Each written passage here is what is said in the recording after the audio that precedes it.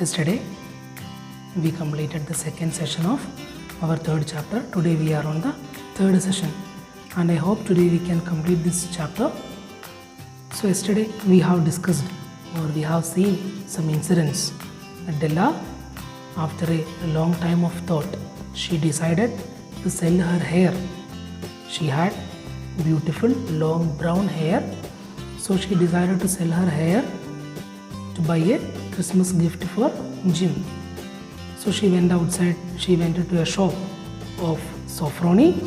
She went there and she sold her hair for $20, and after that she searched for her present for her beloved Jim. At last she found a platinum fob chain, a simple and chest in design. A platinum fob chain she found there in a shop. She paid $21 for that chain. She saved $1.87. Then she sold her hair for $20. Together she had $21.87. From that she paid $21 for that fob chain. Then very happily and with some tensions. The tension for what? After she already sold her hair. So after when Jim comes to home, what would be his emotions, feelings, whether he would get angry or not? These all were tensions. So with some tensions and a lot of happiness, she came to her home. So after coming home, she removed all the old things and all. She decorated her home maybe, and at 7 o'clock the time that Jim has come, Jim's time is 7 o'clock. He would never be late. So she was waiting for Jim. Up to there we completed yesterday. So she had a prayer in silence. She had a prayer yesterday that was, please God, make him think I am still pretty. So when Jim comes, he should feel or he should think that still I am pretty, nothing changes happen in me. This feel should come in Jim. That was her prayer to God at that time. So with that prayer she was waiting for Jim. Up to there we completed yesterday. So let us continue. The door opened and Jim stepped in and closed it. He looked thin and very serious. Poor fellow. He was only 22 and to be burdened with a family. He needed a new overcoat and he was without gloves. So she was waiting for Jim. So she listened, Jim is coming, his sounds of his footsteps, she listened. Then the door was opened. Jim came inside and closed the door. He was looking like very thin and very serious because he would be having work pressure. He was only 22. Within the small age, he got the burden of a family. So he needed a new overcoat. He was not having gloves. So he had some financial crisis at that time. So with that, some tensions and all, Jim came inside, closed the door. Then he is looking at Della. Let us see what are the things are going to happen. Jim stopped inside the door, as immovable as a setter at the scent of quail. His eyes were fixed upon Della, and there was an expression in them that she could not read, and it terrified her.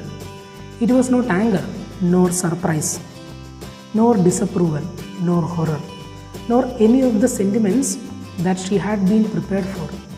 He simply stared at her fixedly with that peculiar expression on his face. Jim came inside. He looked at Della. His eyes fixed on Della. What was on his face, the expressions on Jim's face, that Della couldn't understand. What was his expression? It was not angry. It was not surprise. It was not like dislike. I don't like what is this. That it was not horror. It was not sentiments. What was that? His expression. Suddenly it was like one shock for him because she was looking very beautiful in her hair.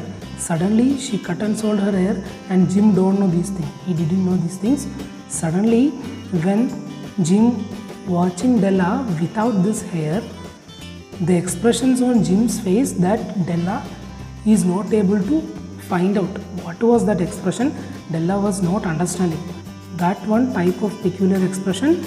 With that expression, simply he looked at Della's face and he stood there only. There was no special expression. It was not angry. It was not surprised. It was not sad. one kind of expression which was not understandable for Della. With that expression, he stared Della. He stood in that like motionless. Simply he stood there. Della wriggled off the table and went for him. So fastly, when Jim was looking like that, fastly she removed the chair and fastly she went to Della. She went to Jim. Jim darling, she cried, don't look at me that way. I had my hair cut off and sold because I couldn't have lived through Christmas without giving you a present. It will grow out again. You won't mind, will you? I just had to do it. My hair grows awfully fast. Say Merry Christmas, Jim, and let's be happy. You don't know what a beautiful, nice gift I have got for you. So fastly she went to Jim and she told, Jim darling, you don't look me like that. I had my hair cut. I cut my hair and I sold because I can't think about a Christmas without giving a present for you. It was very compulsory for me to buy a gift for you on this Christmas to show my love for you. So my hair will grow fast. Don't worry, you don't mind. You don't mind, na? My hair will grow very fastly. Please, you don't watch me like that. In that way, you don't look at me. My hair will grow very fastly. Say Merry Christmas and be happy. See, you don't know what kind of gift I bought for you. I got a nice and beautiful and nice gift. You don't know what a beautiful nice gift I have got for you. Like that, she is trying to convince him because he is in like a shock. When watched Della without hair, Jim was in a feel of shock. So she wants to take him out of that. So she is trying to convince him that my hair will grow very fastly. You don't mind that. You don't know what kind of gift I bought for you. I got a very special gift for you. Like that, she is telling him, like trying to make him happy. You have cut off your hair? Asked Jim laboriously, as if he had not arrived at that patent fact yet even after the hardest mental labor. But Jim still in a kind of shock only. He is not out of that one situation. You cut your hair and sold. What are you saying, Della? You have cut off your hair. Jim asked to Della. Like still he is in that mood only. Still he did not come out of that mood. Like that he is still staring and standing like setter. He is still like standing in that same situation only in a shock. He could not come out of that with that same mood only, same situation only, same fear only. He asked her to Della, did you cut your hair? Cut it off and sold, said Della. Don't you like me just as well anyhow? I am me without my hair, ain't I? I cut and sold my hair. You like if I don't have hair, I won't look like same Della. Nothing like that, na? I cut my hair, whatever it is, I am Della only, just without hair. I am saying like that only, no changes in me. I am your Della only, just without hair. That much only, nothing more, no other problems. Just I sold my hair, I cut my hair. That's all, no other changes. I am the same Della only. Jim looked about the room curiously. You say your hair is gone, he said, with an air almost idiocy. But Jim cannot accept that. He is searching the complete room. He said, no, your hair gone. So like his hair fell down somewhere like that. Jim is searching in that room everywhere, like idiocy, like full of like confused, full of shocked like that. He started searching that complete room. Like you said, no, your hair gone. Like that, he is asking to Della, and he started searching that room. You needn't look for it, said Della. It's sold. I tell you, sold and gone too. It's Christmas Eve, boy. Be good to me, for it went for you. You don't search for that hair because it is gone means I sold. In that way it's gone. I didn't cut and I didn't keep here anywhere. I sold, I cut and I sold my hair. Today is Christmas. Be good at me. You don't think about those things. Just be good at me. And I cut my hair and sold for whom? It is for you only. I cut my hair and sold it. It is for you only. No, so you be happy for the today Christmas. Be good to me. Maybe the hairs on my head were numbered. She went on with sudden serious sweetness. But nobody could ever count my love for you. Shall I put the chops on Jim? So, maybe my hair have that much love only. Don't think about all those things. Just my love, what I have love on you, it has nothing happened for that. But nobody could ever count my love for you. How much I love you that no one can count. That much I have love on you. So can we celebrate Christmas today? I mean, today is Christmas Eve, you don't think all those things. So shall I put the chokes on Jim? Out of his trance, Jim seemed quickly to wake. He enfolded his Della. For 10 seconds, let us regard with discreet scrutiny some inconsequential object in the other direction. $8 a week or $1 million a year, what is the difference? A mathematician or a wit would give you the wrong answer. The Magi brought valuable gifts, but that was not among them. This dark assertion will be illuminated later on.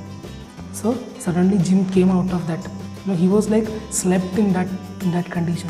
Suddenly he came out of that mood and he just thought like this, whatever it is, nothing is going to make a difference. We are paying $8 per week. If $8 going per week, 1 year $1 million going, there is no difference.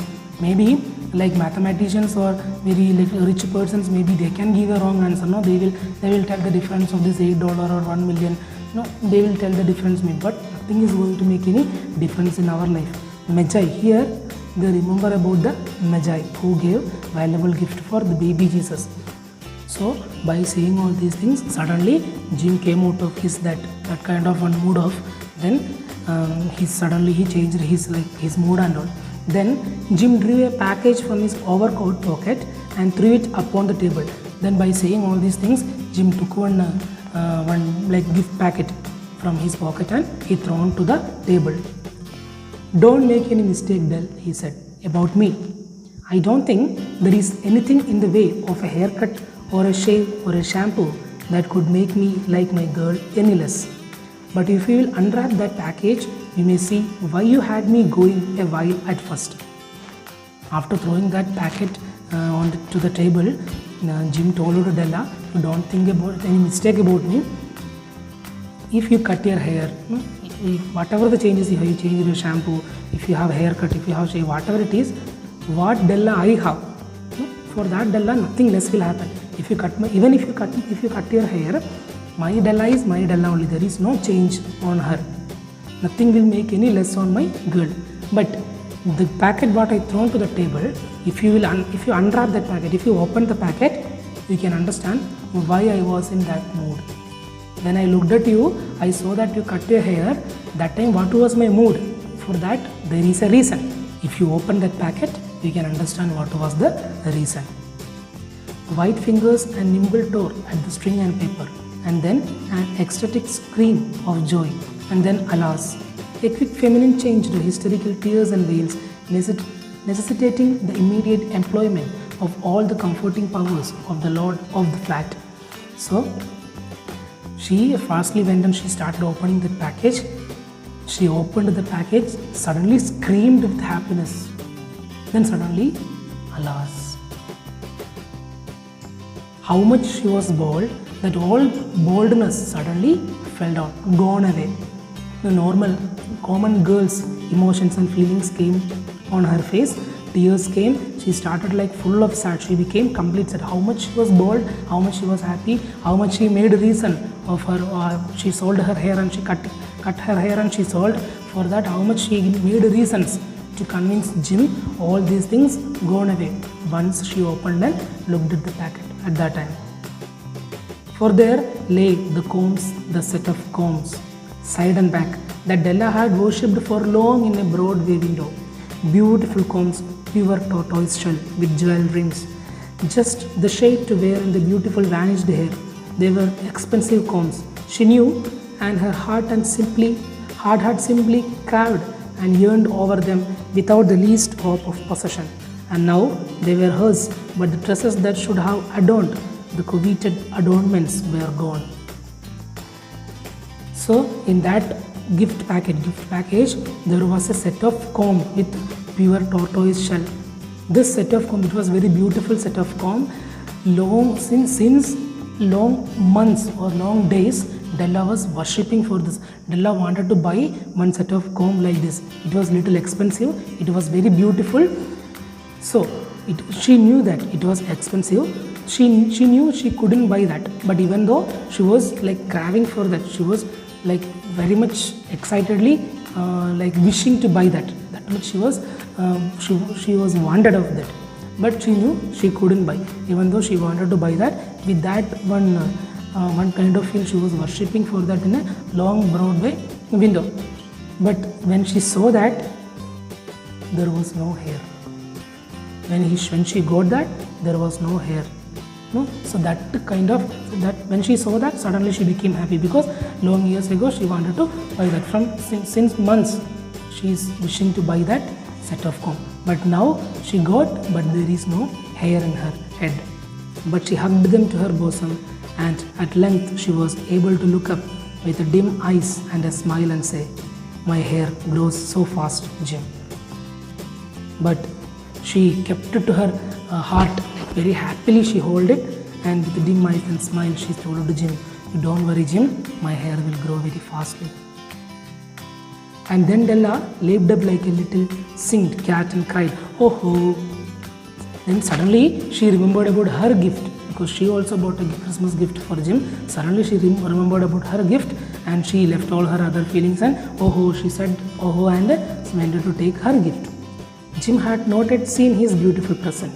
She held it out to him eagerly upon her open palm. The dull precious metal seemed to flash with a reflection of her bright and ardent spirit. So she went, and Jim didn't see his gift still now. So she went and took her gift and kept in her palm, and she shone to Jim. So her spirit, that happiness made that gift to like shine brightly. Like one flash came from that gift, like that she was happy when she is showing that to Jim. Isn't it a dandy, Jim? It's looking like so expensive, right? I hunted all over town to find it. You will have to look at the time 100 times a day now. Give me your watch. I want to see how it looks on it. So she told to Jim, "It's looking very expensive, right? No, I searched full town for this watch. At last I found this. Now you fix this on your watch. Then per day 100 times you will check time, just to show this chain and watch to everyone. Daily you will 100 times you will check your time. So you do one thing, firstly give your watch. I want to fit this chain with that watch. I want to see how this is looking, like it is looking nice or not. I want to check. Give me your watch." Instead of obeying, Jim tumbled down on the couch and put his hands under the back of his head and smiled. So instead of giving watch, Jim sat on that couch. Then he put his hands under the back. He just kept his hands back of his head. He just kept his hands back of his head with full of frustrated, full of tension. He kept his hands on his back of his head. Then he smiled and told Della, "Del, let's put our Christmas presents away and keep them a while. They're too nice to use just at present. I sold the watch to get the money to buy your combs, and now suppose you put the chops on." So with full of sadness, Jim told to Della, "We can keep our Christmas gifts one side. It is very nice as a present. It is the most beautiful gift. But I sold my watch to buy comb for you, and you made this another one thing. I sold my watch and bought comb for you, but you sold your hair and bought chain for my watch. You leave all these things. Come, let's celebrate the Christmas. Let's keep all these gifts away." The Magi, as you know, were wise men, wonderfully wise men, who brought gifts to the babe in the manger. They invented the art of giving Christmas presents. Being wise, their gifts were no doubt wise ones. Possibly, they are in the privilege of exchange in case of duplication. And here I have lamely related to you the uneventful chronicle of two foolish children in a flat who most unwisely sacrificed for each other the greatest treasures of their house. But in a last word to the wise of these days, let it be said that of all who give gifts, these two were the wisest. Of all who give and receive gifts, such as they are wisest, everywhere they are wisest. They are the Magi. So the three kings who came to give gifts for the baby Jesus, they were the wisest, and they started this like giving gift in the Christmas. These all things they started. They given the first gift in the Christmas. They started this art of giving gift on the Christmas day. They are the wisest, no? They are the wisest king, and what they have given gift, that would be the precious and the most wisest gift. But here I am connecting these two people, two foolish children living in a flat. They sacrificed their most beautiful possession for each other to show their love. They sacrificed their most beautiful thing in their life just for the love what they have on their partner. So in one case they will be foolish, but what they shown their love through a sacrifice, they would forever in the world, they would be the wisest people. Whoever giving gift, maybe we also giving gift, no? We give gift and we receive gift from people. But here, without thinking anything, they sacrificed their most precious possession to buy a gift for a Christmas. So they will be the wisest forever. By saying that, O. Henry is concluding his story. So this is the story, one of the most beautiful story in our syllabus, the gift of the Magi. It's written very beautifully and very like heart-touching events. So much of events are there. Here they shown the perfect love between a couple, between a husband and wife. Here we see they are showing the sacrifice. For their loved one, they are ready to sacrifice their most beautiful possession. That is saying in this story. I hope you understood the story. In the next video, I'll be giving a small summary. As a story, we will explain this same chapter once again in the next video. Hope you understood the class. So see you in the next video. Take care. Bye.